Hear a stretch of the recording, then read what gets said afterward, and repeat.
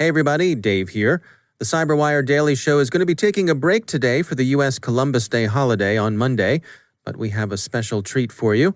Here is a fascinating episode of our Caveat podcast, a show all about privacy, surveillance, and the thorny legal and policy matters in cybersecurity.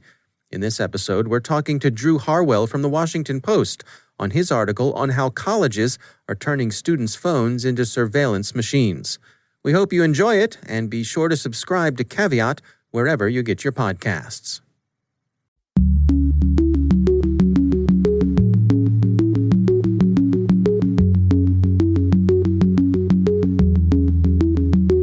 Is this a level of surveillance too much? Is this privacy invasive? Is this something that the students even really understand what we're doing?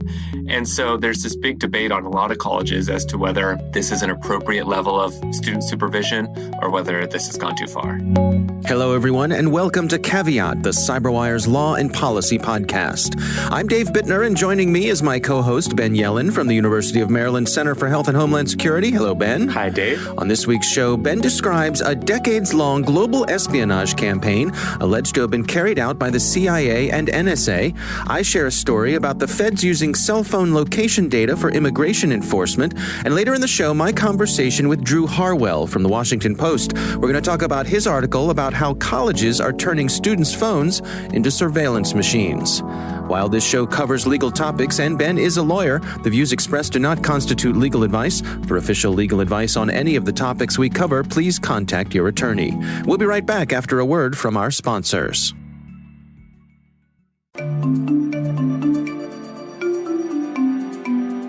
Today's program is made possible by the Hewlett Foundation's Cyber Initiative. While government and industry focus on the latest cyber threats, we still need more institutions and experts who take a longer view. The Cyber Initiative supports a strong, diverse cyber policy field that offers thoughtful solutions to complex challenges for the benefit of societies around the world. Learn more at hewlett.org/cyber. And we are back. Ben, why don't you start things off for us? A big story dropped this week. Yes, this is from the Washington Post in an article entitled The Intelligence Coup of the Century. And the headline is certainly appropriate, as this article was indeed eye-opening. Yeah. So the history of this story goes back to the end of World War II and to the beginning of the Cold War. Many countries around the world, including some of our adversaries, trusted this one company, Crypto AG, to keep the communications of their spies, soldiers, and diplomats secret. And we found out through this article, through information that was made public to the Washington Post and to a German publication, that company was actually working directly for the CIA, the National Security Agency, and its antecedents. There was a secret handshake deal that took place in the 1950s where the owner of this company basically signed an informal contract with the CIA where other countries around the world would think that they were purchasing this advanced cryptological product, but really they were purchasing a product that would allow them to be spied on by the U.S. government. And Crypto AG is not a U.S. company. It is not. It is a company that is based in Switzerland. In fact, one of the things that was eye-opening about the article, even though this company has been bought out and liquidated as of 2018, there is still actually a building in Switzerland that has Crypto AG lit up on the side of it. So it's a company that exists in a modified form, but it is a company that has existed basically as long as modern cryptography has existed, dating back to World War II and the Cold War. So this was a joint agreement between the CIA, West German intelligence at the time, and this company. And it was unknown to not only foreign governments, but also to the U.S. media and media around the world. And these documents for the first time shed some light on that arrangement, which is really quite remarkable. It sort of confirms not some of the conspiracies, but some of the allegations in the Edward Snowden disclosures of 2013 that the U.S. runs a pervasive global surveillance network. And nothing can be more pervasive than tricking countries into buying cryptography products that are actually monitored by our intelligence agencies. And the upshot of this is that our intelligence agencies were able to gain quick access to our adversaries' conversations. And that was obviously a major boon for our intelligence during the Cold War, during our conflicts in the 1990s, and even the early parts of the war on terrorism in the early 2000s. So certainly something that opened my eyes. Now, there was some interesting, first of all, the whole article is fascinating from the Washington Post, but some things that caught my eye were that not only were these devices sold to our adversaries, but to our allies as well. And there were some points where the Germans got a little cold feet about that maybe they thought the Americans might have been doing a little too much peeking at allies' communications. Yeah, so we were far less bashful than our German counterparts were in using this as an espionage tool. Even though this was a joint operation between us and BND, which is the West German intelligence agency, you're right that the German government did not like the fact that we not only was this tool being used by adversaries of our government, but also some of our allies during the Cold War. I think part of that was to maintain the cover of the secret espionage technique. If this was a product, Crypto AG, that was only sold to our adversaries, but perhaps that would open some eyes in foreign intelligence communities, including maybe some of our adversaries, that this was all a ruse. This was all an effort for the United States to breach the private communications of foreign countries.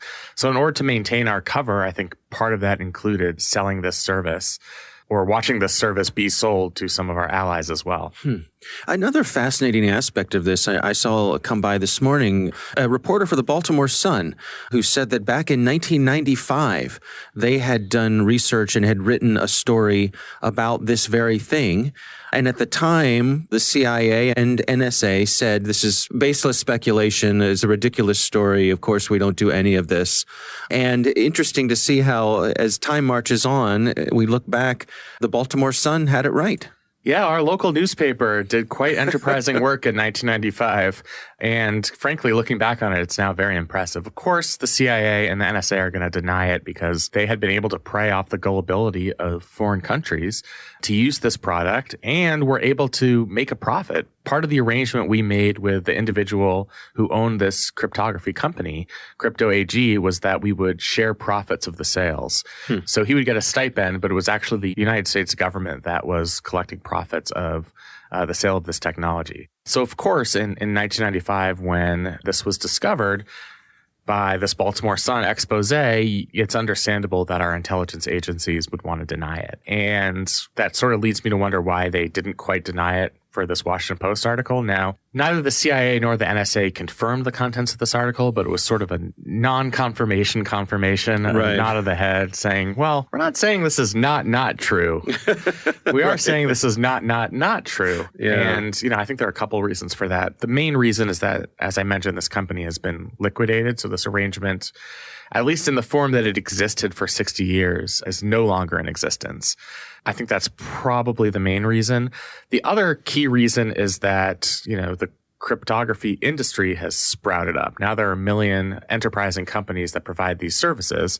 Crypto AG had a monopoly on cryptography services for a long time, and we were able to take advantage of that, or at least a semi-monopoly. Now, with a bunch of competitors, it can't control the market in the same way. So it's not going to be as effective of a tool.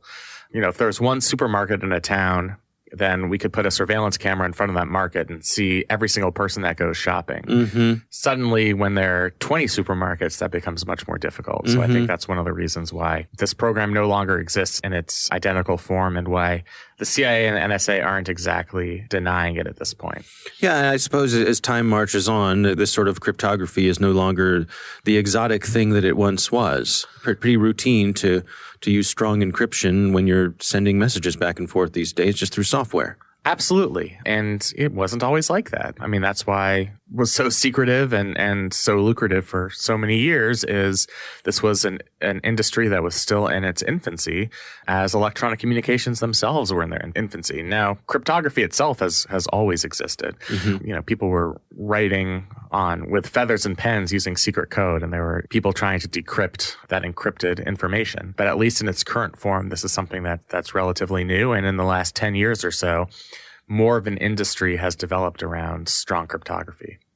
Do you suppose there'll be any fallout from this? Because the program is pretty much wound down, is this kind of something where probably all the players in this likely kind of knew it was going on, and so it's sort of more historical than anything?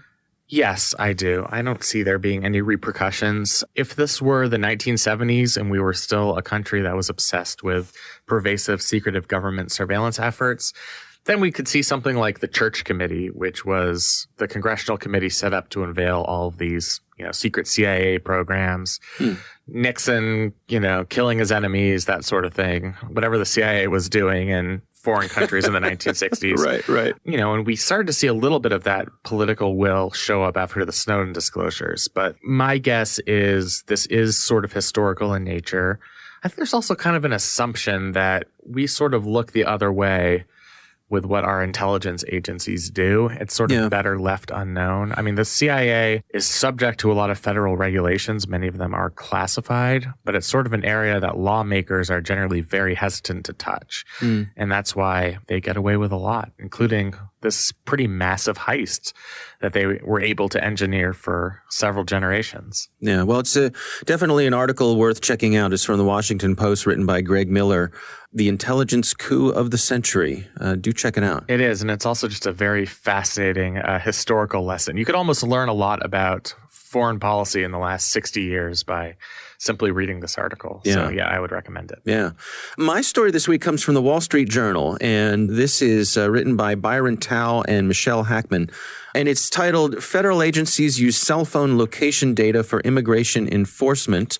A couple interesting aspects of this. So Immigration and Customs Enforcement, ICE, part of DHS, they have been buying cell phone location data from private companies and using it to track down various folks of interest to them who may be crossing the border. They're saying they're using it for people entering the U.S. Illegally, people who might be running drugs. This story says that they use this data to reveal a tunnel that went underneath the border. So on the one hand, I suppose you could say from a law enforcement's point of view, the purchase of this data from a private contractor, it has useful functionality for law enforcement purposes. But I'm going to guess that you have your own opinions about what's going on here, Ben. Yeah, I mean, certainly this presents civil liberties concerns, both from a Fourth Amendment perspective and people who are concerned about overbroad authorities from our immigration enforcement would certainly be concerned about this article. Now, DHS didn't exactly tell the Wall Street Journal, understandably, what they were doing with this location data, but as you mentioned, we're suspecting that they're using it to track suspects, figure out where these illegal entry ports are, and you referenced this potential tunnel under the border. They're claiming that they purchased data that was anonymized, and it is. All different types of advertisers purchase anonymized location data to make decisions on advertising targets. This is something we've talked about on the podcast many times. Right. Legal to do. It's absolutely legal to do. DHS can say that it's anonymized, but we talked about that New York Times article several times on this podcast. Well, per se, the information is anonymized. There are various ways to de-anonymize it. Right. You can probably figure out who a person is if you spend all of your time tracking their location. So that's one concern. The other concern is that this is sort of a workaround the Fourth Amendment to the United States Constitution. So we've talked about in 2018, there was a Supreme Court decision, Carpenter v. United States. Yep, comes up a lot. It sure does. And it held that cell phone location data is protected by the Fourth Amendment. Law enforcement needs warrants to collect it. Right. But here we essentially have a workaround. It's not the government asking, for judicial approval to access this data. They are simply purchasing it on a commercially available market. And there are a lot of companies that sell this data. It's available through many commercial exchanges. So you don't really have to get the lawyers involved. They can buy the data. It's theirs. It's anonymized. And, it's a way to get around what they would otherwise have to do, which is go to a magistrate judge or a federal judge and get a warrant to get location data, historical cell site location data on any individual. So that's another reason why it's concerning. Another thing I'll mention is from the Fourth Amendment perspective, per a 1989 Supreme Court decision, Verdugo-Urquidez, I'm sure I'm pronouncing it wrong, the Fourth Amendment does not apply to people who are not part of the so-called national community, and that generally includes unlawful, undocumented immigrants. That was going to be my next question to you, Ben. You're reading my mind. Exactly. Yes, that's right. Jinx. Go on. Yeah. That's another element to this. The Carpenter case, as is true for all Fourth Amendment jurisprudence, certainly applies when we're talking about U.S. citizens or U.S. persons who are in this country lawfully. But that standard is very different, for better or worse, when we're talking about people who are undocumented. Now, where this gets complicated is they're purchasing a lot of location data. Presumably, most of that location data concerns U.S. persons. There are going to be certain segments of it that concern people who are undocumented, who are in this country. So the government has obtained a lot of location information that they could use to identify U.S. persons, even though maybe DHS and Immigration and Customs Enforcement is not using it for that purpose.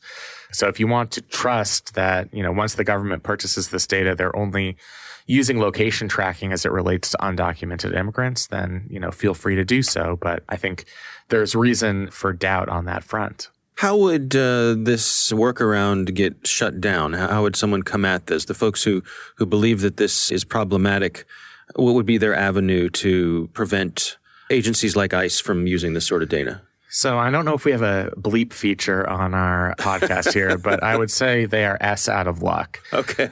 One of the reasons is standing. In order to sue the government, you have to have standing. And in order to have standing, you'd have to prove that your specific location data was collected. That comes back to a Supreme Court decision, Clapper v. Amnesty International. It's going to be almost impossible for someone to A, know that they're being surveilled, and B, be able to prove it with the type of specificity needed to get oneself into court, and then that doesn't even get to the problem of non-U.S. persons who basically would not have any legal cause of action to challenge this type of surveillance.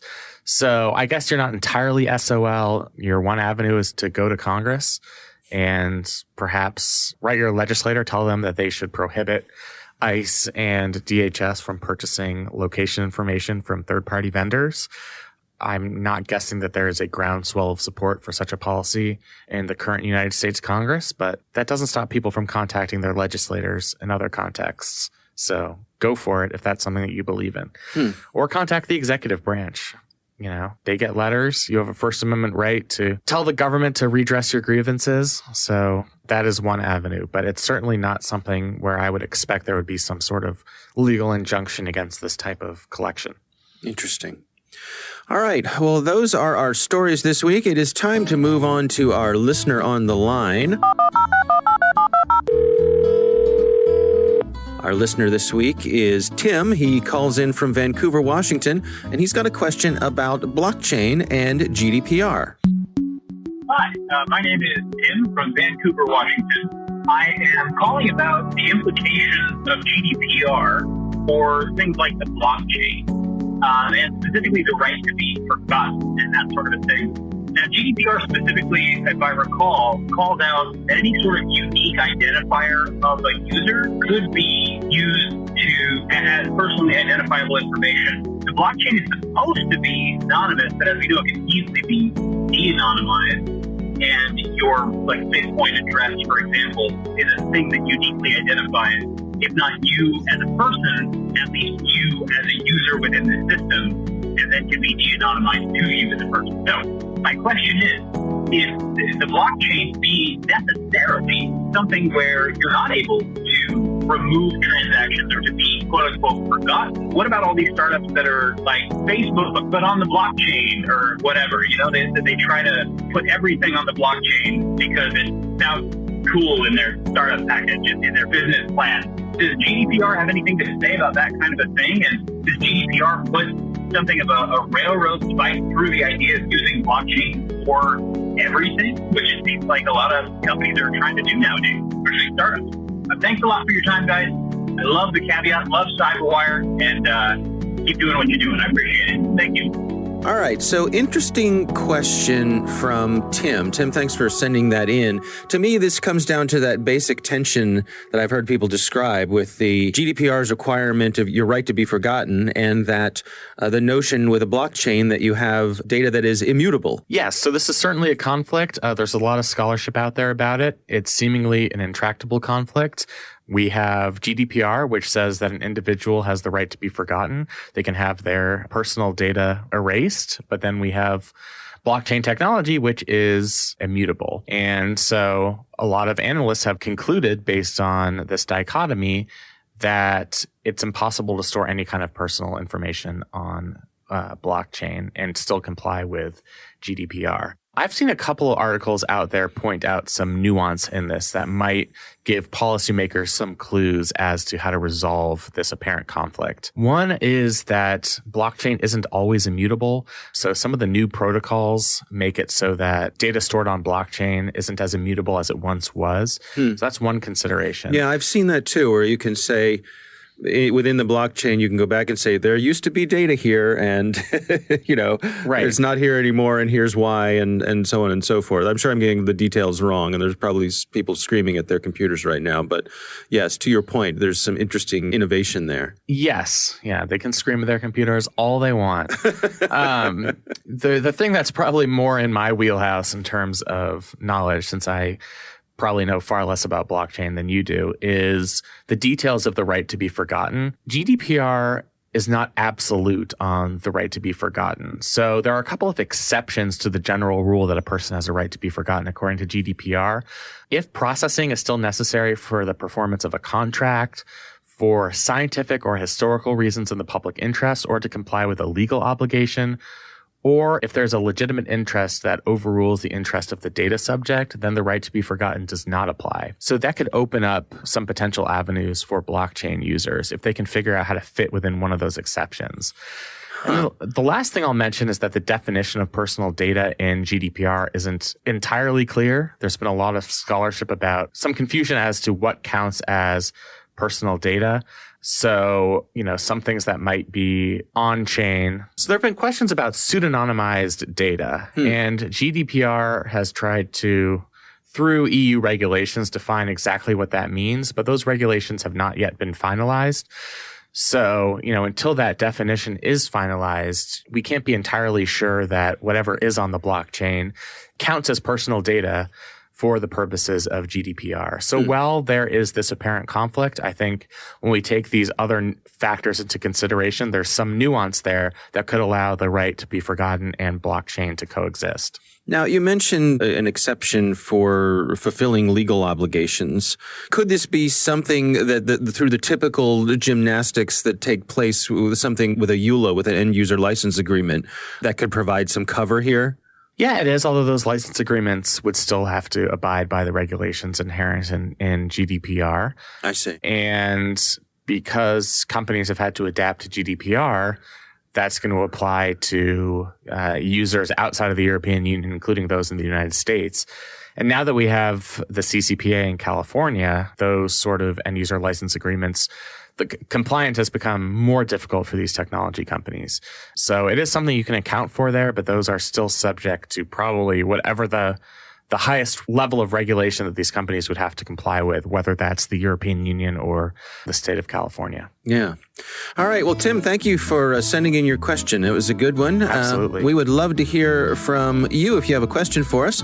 Our call-in number is 410-618-3720. That's 410-618-3720. You can also email us an audio file at caveat@thecyberwire.com. We would love to hear from you. Coming up next, my conversation with Drew Harwell from the Washington Post. We're going to be discussing his article on how colleges are turning students' phones into surveillance machines. But first, a word from our sponsors. And And now a few words from our sponsor, the Hewlett Foundation Cyber Initiative. From election interference to privacy, surveillance and encryption to all the ways conflicts among nations are playing out online in the 21st century, many of today's most pressing policy challenges are really cybersecurity challenges. But too often, key decision makers in both the public and private sectors don't know how to craft solutions for society that work through the tensions and trade-offs in our values. The Hewlett Foundation Cyber Initiative makes grants to universities, think tanks, and other institutions that contribute to a strong, diverse cyber policy field. Together, they're working to develop balanced, thoughtful solutions to pressing cyber policy questions. Learn more at hewlett.org/cyber.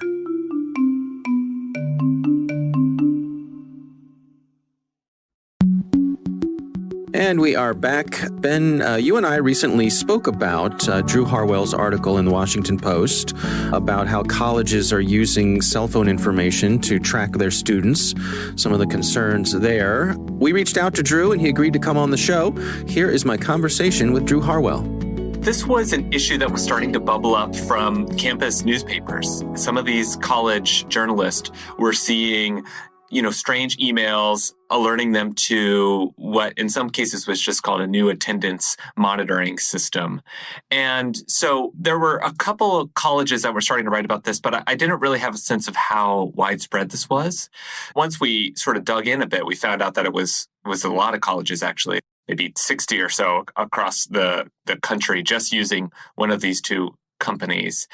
So we talked to the companies and found that there's kind of the creation of this new infrastructure for monitoring students' attendance, but also their location in a really intricate way across campus, using sort of Bluetooth beacons and these campus-wide Wi-Fi networks to process en masse where students were going, when they were going there, and kind of their behavior along the way. What is the exchange here? I mean, are these companies coming to the university and saying, hey, here's a capability that we can offer you, and these are the benefits that you could get from it? Yeah, they're going to the campus and saying, you have all of these students, you have a problem of professors having to gather attendance in this kind of old school way.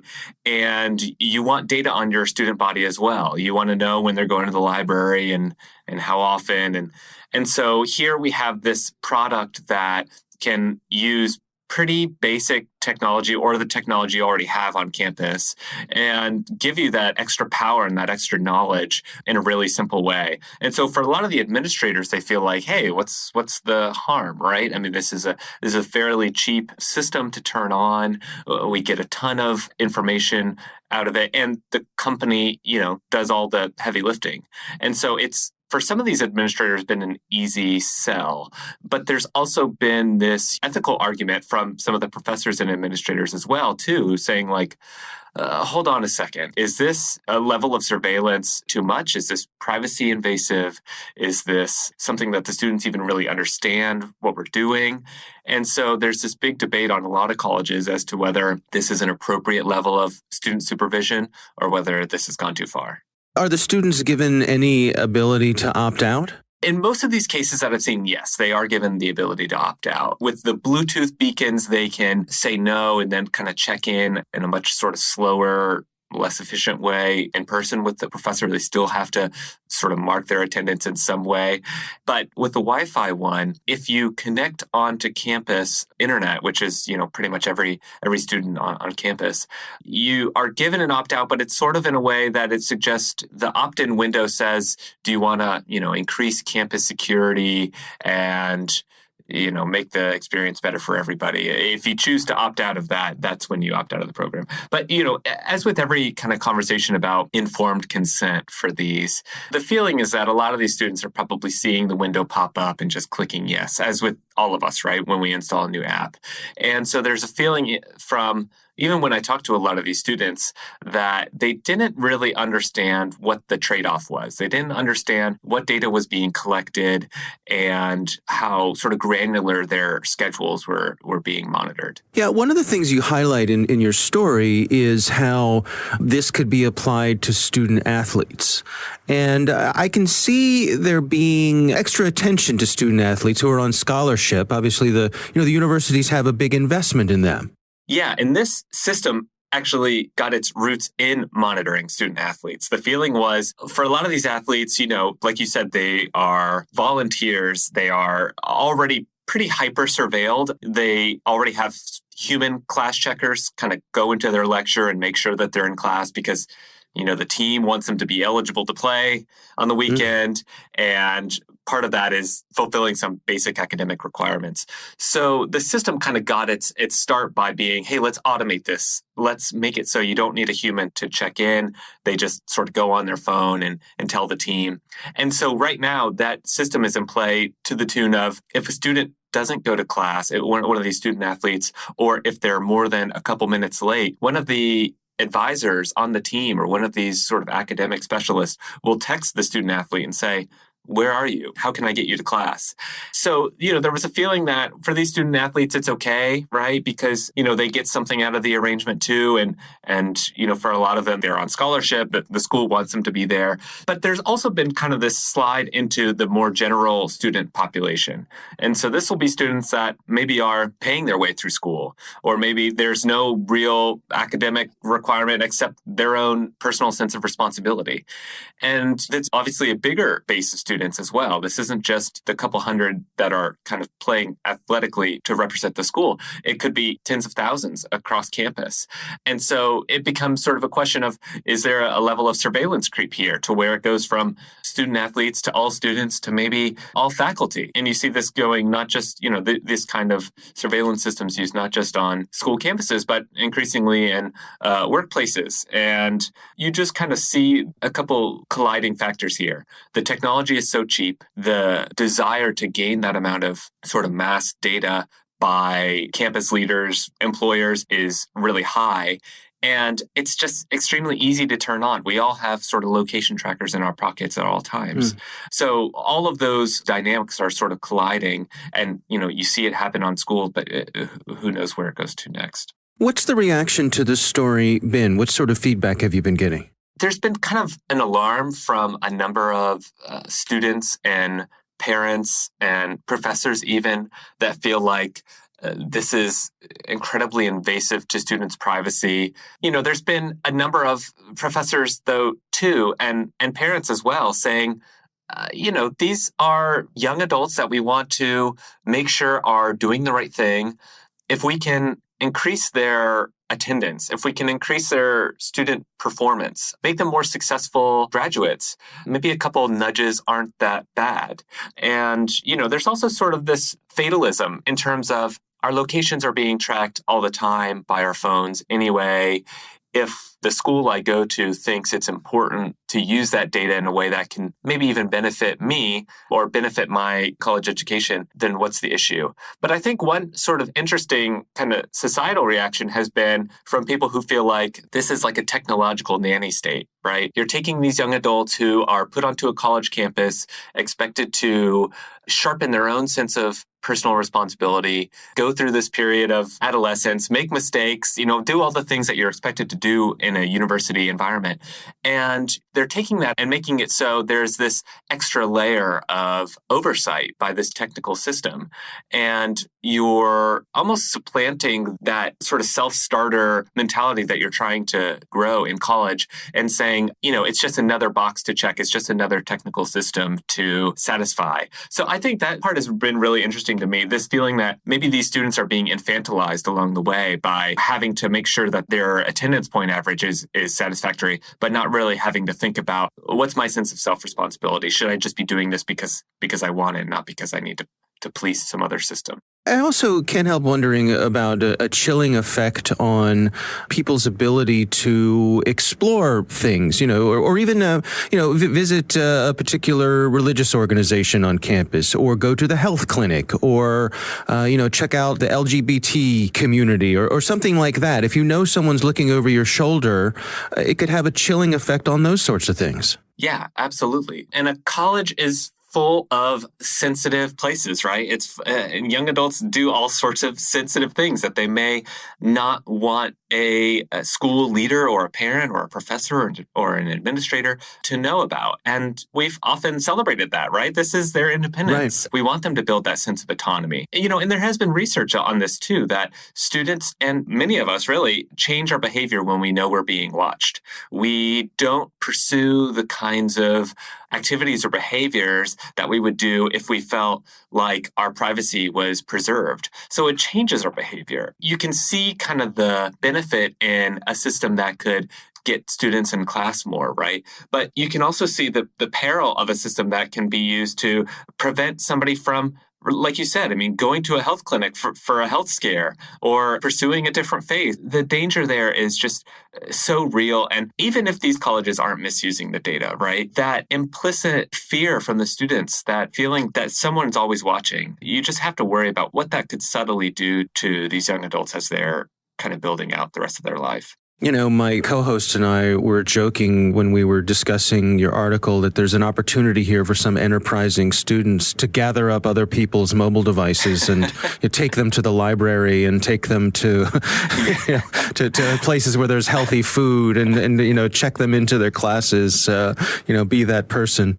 There's always money in fooling the system, right? I can imagine that if I were a student entrepreneur, that's what I would be pursuing. Right. All right. Well, Drew Harwell, thank you so much for taking the time for us. The article is Colleges Are Turning Students' Phones into Surveillance Machines, Tracking the Locations of Hundreds of Thousands. This is in the Washington Post. We appreciate you taking the time for us. Yeah, thanks for having me. All right, Ben, what do you think? Well, first of all, thanks for Mr. Harwell for coming on the pod. His article was fascinating enough for us that we did a segment on it, so I'm glad we were able to talk to him.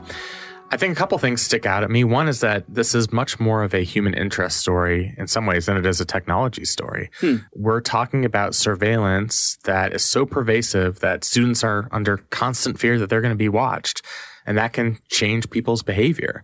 As Drew was saying, they may not seek to join certain religious institutions, or they might decide not to go to the health clinic for something, that they might be embarrassed about. Right. And something that could actually end up being a huge health scare, like, for example, some sexually transmitted disease. So in that sense, it could really have a profoundly negative impact on an entire generation. And the question, of course, is, granting that it would have that impact, is it worth it? I guess it depends on what your priorities are. He did talk about some of the benefits of it. We can figure out if student athletes are going to class. We can get predictive data on, students who might have depression, that sort of thing. But, it seems, at least from my view, the costs from a human interest perspective are so significant that they would seem to outweigh the benefits. And I'll know, we all survived in college. We all made mistakes and we all went to places we shouldn't have gone and stayed up to hours to which we should not have stayed up. But we made it. Right. And, I just think, is this Big Brother type system necessary to the extent that it would justify what's really a major invasion on civil liberties? And at the very least, it's good that the Washington Post, and before that, some campus newspapers have shined the light on this, because at least we can start to have this conversation. Yeah, one of the things I think about is that just the very fact that this data is being collected and there's a third party involved, and everybody, of course, says we're being safe about this and it's all very confidential and we would never use it for anything wrong. But as we know, time passes, things leak, things get cracked, encryption gets broken. And I can imagine 20 years down the line, that presidential candidate who's they're at a debate and someone says, Madam Senator, back in college, we have this tracking information that says that, you visited the health clinic half a dozen times over the course of a few days. Please tell us about that sexually transmitted disease you had. And off we go. Or, this senator tells us she knows about political history, but she only showed up to 1 out of 24 political science 101 classes her freshman year. Right. And she stayed up all night in her boyfriend's dorm. We could do this all day. I'm already thinking about, what my college could potentially have on me that might affect my future political career. Oh, boy. But at least I was not subject to this type of surveillance. Yeah. Absolutely. Like I said, it's good that the conversation is starting. Mm-hmm. One thing that is particularly bothersome about all of this is it's not like there's a general announcement on the first day of school, when you're checking into your dorm, like, hey, just so you know, we're conducting this very intensive, personalized surveillance. Or even just make it opt-in. Absolutely. Right? Because it's not opt-in, and you can't really opt out. You could decide not to get on campus Wi-Fi, but then you can't really do anything. Mm-hmm. You can't do your homework. You can't do research. You can't make social arrangements. So, to me, it's very problematic. It seems like a solution that's going to end up just causing more problems than it fixes. But then again, my kids are too young to go to college, so maybe I'll feel differently when they're 18. And, I want to know how many times they're going to their intro to poli-sci class. Yeah, it does happen, Ben. It does happen.